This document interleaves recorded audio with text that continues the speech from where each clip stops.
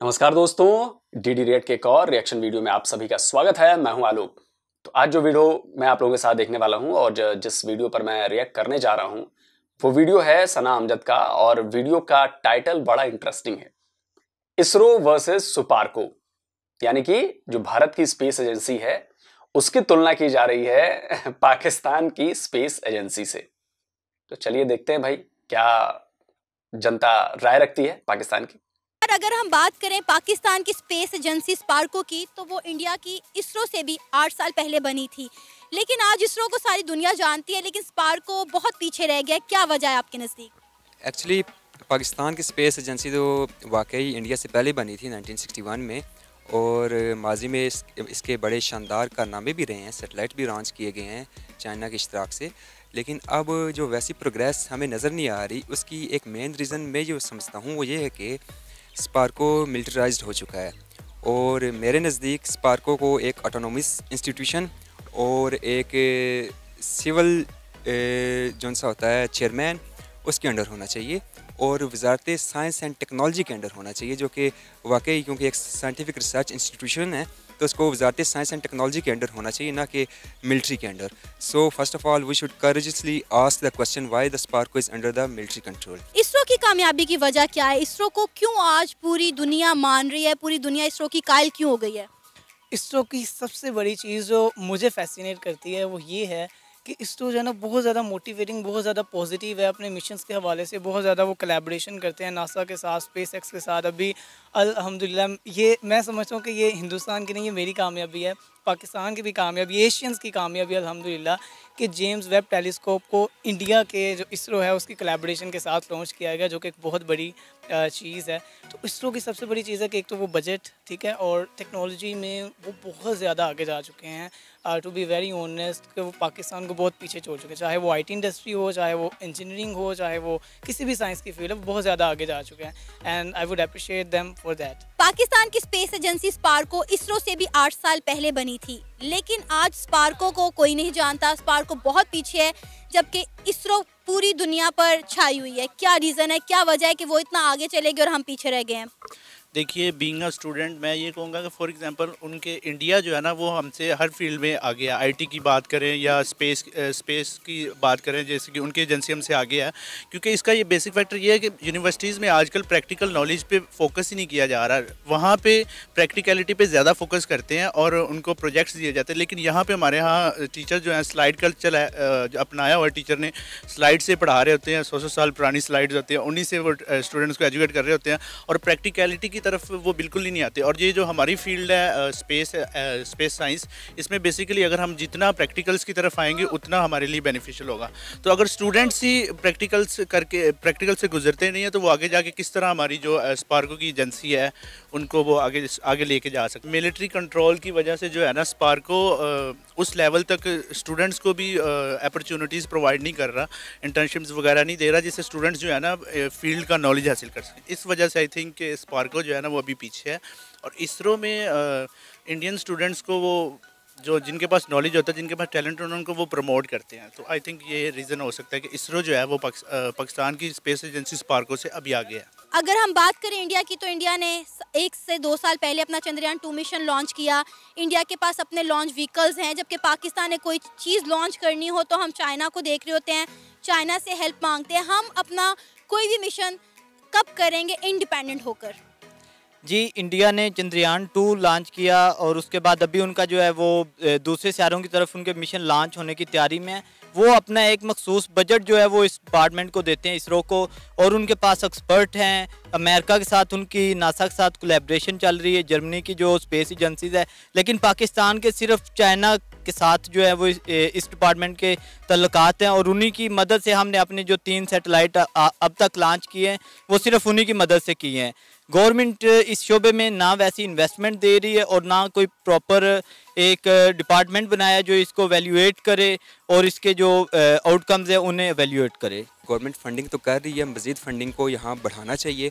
और इस सिलसिले में मैं ये कहना चाहूँगा कि जो हमारी यूथ है, जो हमारे स्टूडेंट्स हैं, स्पेस साइंस से वाबस्ता स्टूडेंट्स हैं, उनको स्कॉलरशिप्स फ्राहम की जाएँ कि वो इंटरनेशनल यूनिवर्सिटीज़ में जाके वहाँ से इस्तिफ़ादा हासिल कर सकें, क्योंकि बदकिस्मती से अभी पाकिस्तान में वैसे एडवांस लेवल की लर्निंग ही नहीं है कि ऐसी लर्निंग वो स्पेस साइंसेस की कि वहाँ से स्टूडेंट लर्न करके आगे जाके स्पार्को या फर्दर जो हमारे स्पेस साइंसेस से रिलेटेड इंस्टीट्यूशंस है, एटॉमिक एनर्जी है, उधर जाके अपनी जो है कोई पेशेवराना खिदमात अंजाम दे सकें। It totally depends upon our government science और टेक्नोलॉजी की तरफ बिल्कुल तवज्जो नहीं दे रही है। अगर दे रही है तो इतने लो लेवल पे देखें, जब भी हमने कोई चीज़ को स्टार्ट करना है, सबसे पहली चीज़ है कि जो हमारे यूथ है उसको उस जानिब ट्रैक किया जाए। अभी आईटी इंडस्ट्री अल्हम्दुलिल्लाह ग्रो कर रही है, जो कि बहुत ज़्यादा अप्रिशिएटिंग है पाकिस्तान में। अलॉन्ग विद आईटी इंडस्ट्री हमें कॉन्सनट्रेट करना चाहिए इंजीनियरिंग की तरफ और स्पेस साइंटिस्ट की तरफ, या में भी दूसरी अदर साइंसेस बहुत ज़्यादा सब्जेक्ट्स हैं, लेकिन उसकी जानिब कॉन्सनट्रेट नहीं हो रहा। हमारे जो पॉलिटिशियंस हैं अपनी पेट भरने पे तवज्जो दे रहे हैं, और कोई भी वो मतलब उनका विजन ही नहीं है कि हमने पाकिस्तान को एक डेवलप कंट्री के तौर पे ऊपर लेके जाना है। वो सिर्फ बस आए हैं 5 साल हुकूमत की, बस ये किया वो गया। एजुकेशनल फंड्स हैं बहुत ज़्यादा है, लेकिन उनको यूज़ नहीं किया जा रहा, and that is the reason कि पाकिस्तान बहुत ज़्यादा नीचे है। अगर हम बात करें, देखिए इसरो के पास भी बहुत ज़्यादा फंड्स नहीं होते हैं। अभी भी मैं कहूँगा कि इसरो का बजट बहुत कम है। हालांकि बहुत ज़्यादा पाकिस्तान के मुकाबले तो बहुत ज़्यादा है, लेकिन जब आप उसकी तुलना करोगे नासा से तो फिर कहीं नहीं टिकता हमारा बजट इसरो का उसके सामने।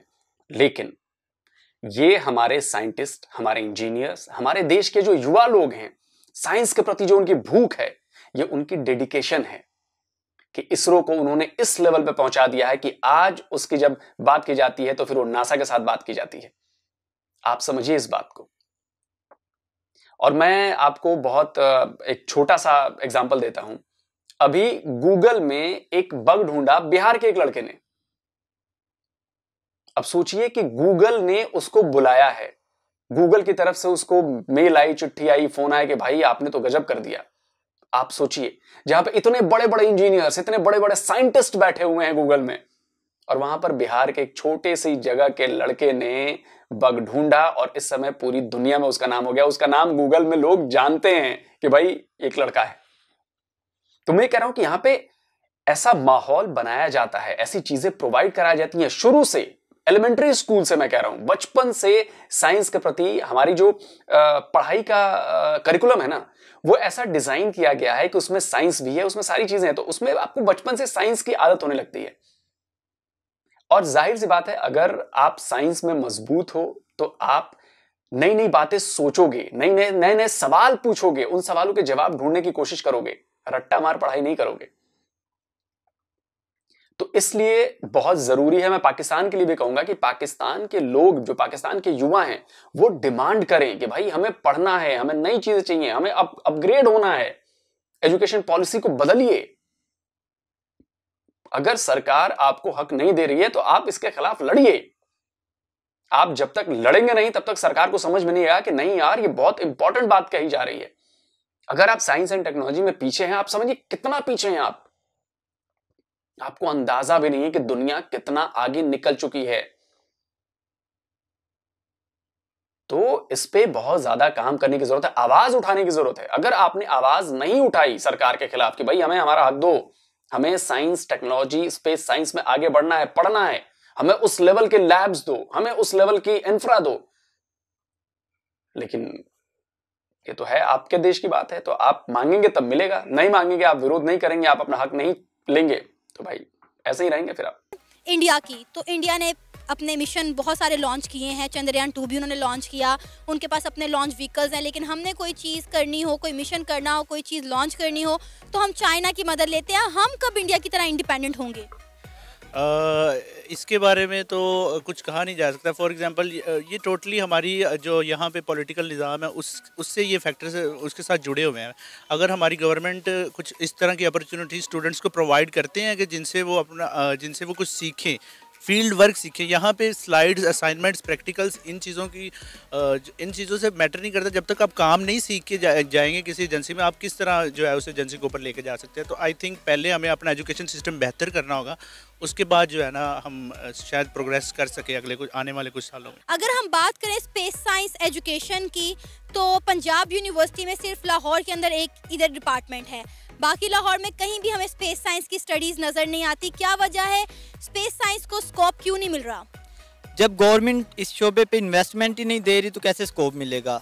गवर्नमेंट इस शोबे पे तवज्जो दे, इन्वेस्टमेंट लाए, बजट में एक मखसूस जो है परसेंटेज दे, उसके बाद ही हम मुतवक्को हैं कि जॉब्स भी आएंगी और दूसरी यूनिवर्सिटियां इस तरह के डिपार्टमेंट भी कायम करेंगी। पाकिस्तान में अगर हम बात करें तो ज़्यादातर डॉक्टर बनना चाहता है कोई स्टूडेंट, या फिर इंजीनियर बनना चाहता है। स्पेस साइंस की तरफ बहुत कम आते हैं, इसकी क्या वजह है?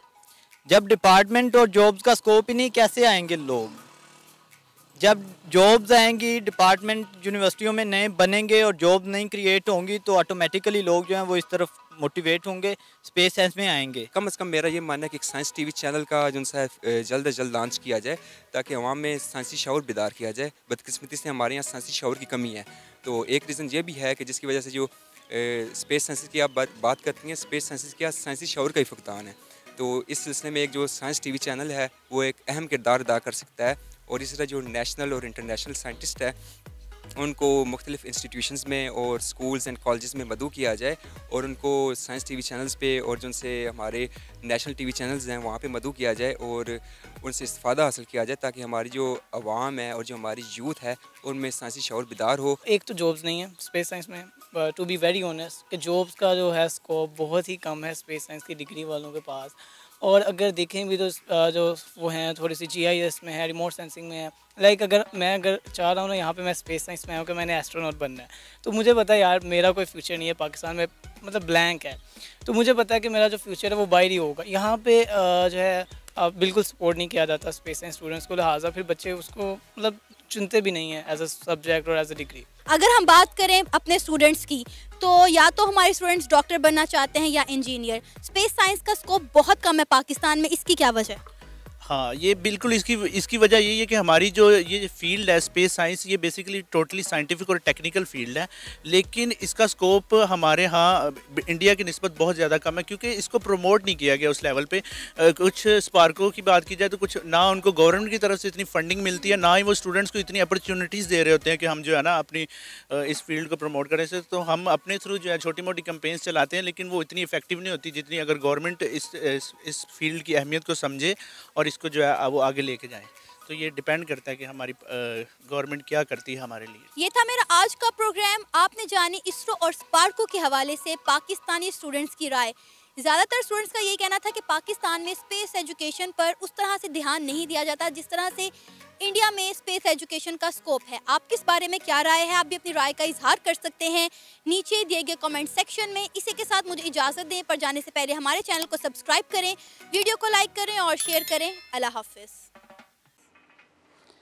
तो दोस्तों, वीडियो हो गया है ख़त्म और यार मुझे बड़ी निराशा हुई। मतलब बच्चों के चेहरे में देख रहा था, वो बेचारे पढ़ना चाहते हैं, वो स्पेस साइंस में जाना चाहते हैं, लेकिन उन्हें लगता है कि यार हमारा तो भविष्य ही नहीं है। अब बताइए कि भविष्य देने की जिम्मेदारी किसकी है? सरकार की है। मैंने बड़े मायूस चेहरे देखे यार, मुझे बड़ा बुरा लगा कि यार ऐसा नहीं होना चाहिए। स्टूडेंट्स जो हैं किसी भी देश के भविष्य हैं और वो जो करना चाहते हैं, अगर उनको वो करने लायक माहौल नहीं मिल रहा, वो करने लायक चीजें नहीं मिल रही हैं, तो ये उस देश का दुर्भाग्य ही कहा जाएगा। और सही मामलों में पाकिस्तान बेहद दुर्भाग्यपूर्ण देश बन चुका है अभी तक वहां के ऐसे स्टूडेंट्स के लिए, अगर मैं कहूंगा तो। ये तो चलिए खैर अब वहां के निज़ाम की बात है, वहां की सरकारों की बात है, लेकिन मैं कहूंगा कि स्टूडेंट्स को अपना हक जो है वो अगर नहीं मिल रहा है तो उसके खिलाफ आवाज उठानी चाहिए, क्योंकि भाई आखिरकार उसका भला आपके देश को ही होगा। अगर स्टूडेंट्स साइंस की तरफ बढ़ेंगे, स्पेस साइंस की तरफ बढ़ेंगे, पढ़ेंगे, प्रैक्टिकल चीजें करेंगे, अच्छा इंफ्रा मिलेगा, तो वो देश के डेवलपमेंट में ही काम करेंगे। ये तो होगी खैर पाकिस्तान की बात। भारत की बात बताता हूं मैं। भारत में हर साल कई साइंस सेमिनार्स होते हैं, कई साइंस प्रोजेक्ट्स को इनवाइट किया जाता है, देश भर से लाखों बच्चे जाते हैं और ये स्कूल लेवल से होता है, साइंस ओलंपियाड्स होते हैं। तो एक तरह से नीति है, विजन है, उस पर काम चल रहा है। ये तो गई पहली बात। दूसरी बात, भाई साहब कह रहे थे बजट की, और ये तो बजट तो आप लोगों को पता ही है कि भाई नासा के सामने हमारा कोई बजट नहीं। मुझे याद है कि कुछ तस्वीरें बड़ी फेमस है, जैसे एक तस्वीर है कि इसरो का जो रॉकेट है वो साइकिल पे ले जाया जा रहा है। आप समझिए एक तस्वीर है कि बैलगाड़ी पर हमारा सैटेलाइट जो है हमारी वो जा रही थी, ले जाई जा रही थी। लेकिन आज हम वहां से उठ के आज एक ऑटोमेटिक व्हीकल पे आ गए हैं जहां पे हमारे रॉकेट्स ले जाए जा रहे होते हैं। स्पेस पोर्ट्स बना, नया स्पेस पोर्ट भी बन रहा है शायद तमिलनाडु में, आप समझिए। तो ये सरकार, यहां के नेताओं का विजन है, उस विजन पे के थ्रू काम होता है। बाकी पॉलिटिक्स अपनी जगह है, बाकी तू चोर है और भ्रष्टाचार है और ये है वो सब अलग है, लेकिन इस मामले में हम सब एक होते हैं कि नहीं यार, अगर साइंस को बढ़ाना है तो उसके लिए काम करना पड़ेगा, उसके लिए फंडिंग करनी पड़ेगी, और ये हो रहा है। और आपको तो पता ही होगा कि भाई मुझे याद है कि जब चंद्रयान 2 जब हमारा विक्रम लैंडर लैंड नहीं कर पाया, तो भाई पाकिस्तान के मंत्रियों की तरफ से जो ट्वीट्स आए थे, जो बातें आई थी, वो बेहद मतलब हमारे लिए तो खैर हंसी वाली बात थी। वो लोग मजाक उड़ा रहे थे कि जब करना नहीं आता तो क्यों किया, देख लो क्या हो गया, ये हो गया, वो हो गया। हालांकि इस मामले में पाकिस्तान के लोगों की मैं तारीफ करूंगा कि बड़ी मजम्मत की वहीं के लोगों ने अपने ही, वो फवाद चौधरी था शायद, साइंस टेक्नोलॉजी मिनिस्टर था, वो बेवकूफ आदमी मोटा, तो इस टाइप के लोगों को तो मुझे बड़ी खुशी हुई कि चलो यार, आप किसी एक ही अचीवमेंट को, साइंस में अचीवमेंट को कम से कम सपोर्ट तो कर रहे हो। और ये सपोर्ट वहां के स्टूडेंट्स को चाहिए जो सरकार की तरफ से हो। एक तो आप कुछ कर नहीं रहे हो, ऊपर से आप वो जो कर रहे हैं आप उसका मजाक उड़ा रहे हो। तो भाई मैं एक बात बता दूं कि पहली बार में ही हर कोई कामयाब नहीं हो जाता, लेकिन हमने पहली बार में तो मार्स पे भी पहुंच गए, कामयाब हुए। हम अभी टेक ऑफ करने वाले और लैंड करने वाले हम व्हीकल्स बना रहे हैं, स्पेस क्राफ्ट्स बना रहे हैं। हमारे एस्ट्रोनॉट्स ट्रेनिंग उनकी हो चुकी है। अब हम ह्यूमंस को स्पेस में भेजने वाले हैं, हम ह्यूमंस को चांद पे भेजने वाले हैं। हमारा मार्स का भी मिशन है एक, और सूरज का मिशन अलग चल रहा है आदित्य करके। आप समझिए, एक साथ अभी हमने कुछ दिनों पहले ही एक लॉन्च किया, हमने सैटेलाइट्स लॉन्च किए। हम विदेशों के सैटेलाइट्स लॉन्च करते हैं, हम उससे कमाई भी कर रहे हैं, अरबों रुपए की कमाई भी हमारी हो रही है उससे, तो डबल फायदा है। तीसरी बात, हमने एक भाई साहब ने, उन्होंने जो छात्र थे उन्होंने बड़ी सही बात कही कि आपको मिलिट्री के उससे हटाना पड़ेगा। आपको पता है इन सारी चीजों पर मिलिट्री ने कब्जा कर रखा है। क्यों भाई? क्योंकि उन्हें अपने हथियार बनवाने होते हैं, ये काम वो काम, ऐसे वैसे कर दो। हमारे यहां ऐसा नहीं होता। इसरो ने सबसे पहला काम क्या किया? रिमोट सेंसिंग हमने भेजा। हमने किसानों की मदद करने के लिए हमने सैटेलाइट्स भेजे, हमने कम्युनिकेशन सैटेलाइट भेजे। अब हम खुद कम्युनिकेशन सैटेलाइट्स 36,000 किलोमीटर जो हमारी ऑर्बिट होती है वहां पे, जियो स्टेशनरी, वहां पे हम भेज रहे हैं। खुद ताकत है हमारे पास, जो हमारा रॉकेट है GSLV-3 है शायद। तो हमने चीजें धीरे धीरे डेवलप की और आज हम दूसरों के काम को कर रहे हैं बिजनेस के थ्रू। और ये सब इसलिए हुआ है क्योंकि हमारी सरकारों के पास विजन था, हमारे स्टूडेंट्स में एक माहौल बनाया गया कि यार देखो साइंस कितना मजेदार है और साइंस में हम आगे बढ़े। चांद पर पानी भारत ने खोजा था, समझे आप? मार्स पर पहले अटेम्प्ट में पहुंचने वाला देश इंडिया है, मेरा देश। पहले अटेम्प्ट में कोई नहीं पहुंचा, पहले अटेम्प्ट में। तो यह है साइंस की पावर। और आखिर में कहूंगा कि अब पता नहीं, शायद वहां के लोगों को मेरी बातें बुरी भी लगती होंगी, खैर, लेकिन मैं जो प्रैक्टिकल चीजें होता हूं मैं कहता हूं, साइंस को मजहब से अलग करना पड़ेगा आपको। साइंस का मजहब से कोई मतलब नहीं। मजहब एक इंडिविजुअल है, मैं अपने धर्म को मानता हूं, है, लेकिन साइंस इससे बिल्कुल अलग है। अगर मैं धर्म को भी साइंस में घुसा दूंगा, साइंस को धर्म में घुसाइए, धर्म को, मजहब को साइंस में मत घुसाइए। तो जो हमारा धर्म है ना, उसमें साइंस घुसा हुआ है शुरू से, आज से नहीं, शुरू से। हमें चांद की ताकत, हमें सूर्य की ताकत पता है। हमें हजारों साल पहले पता था कि हमारे सौर मंडल में 9 ग्रह हैं, 9 ग्रहों की पूजा की जाती है हमारे यहां। 0 हमारे यहां खोजा गया, पाई की वैल्यू हमारे यहां खोजी गई, इतने बड़े बड़े एल्गोरिदम्स हमारे यहां दिए रामानुजम जी ने। और आज से नहीं है, बहुत पहले से है। तो साइंस, मैंने वही कहा ना कि साइंस को अपने धर्म का हिस्सा हमने बनाया, आपने साइंस में मजहब को हिस्सा बना दिया। वो आपके फिजिक्स का चैप्टर है, शायद पहला ही इंट्रोडक्टरी है, आप उसको पढ़िए, आपको लगता है कि ये बात सच है, मैं उस पर कुछ नहीं कहूंगा, आप लोग पढ़िए, आप लोग समझिए, भाई आप लोग को आगे बढ़ना है, हमें नहीं बढ़ना, हम अपनी गति से बढ़ रहे हैं, धीरे धीरे आगे बढ़ रहे हैं।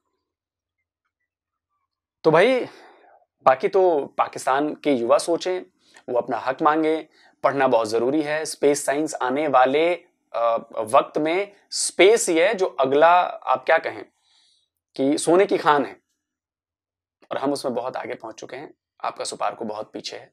और सच मानो तो सुपार्को और इसरो की तुलना ही नहीं की जा सकती। मतलब आप ऐसे तुलना ब्रैडमैन और तेंदुलकर की करोगे ना, या आप तेंदुलकर की तुलना मेरे से करोगे, मेरे जैसे बैट्समैन से नहीं कर सकते ना, मेरे जैसे बैट्समैन से भाई। तो आप समझ लीजिए कि मैं सुपार्को हूं और तेंदुलकर जी जो हैं वो इसरो हैं, ये हालत है। तो जल्दी हाजिर होता हूं एक और नए वीडियो के साथ। नमस्कार, जय हिंद।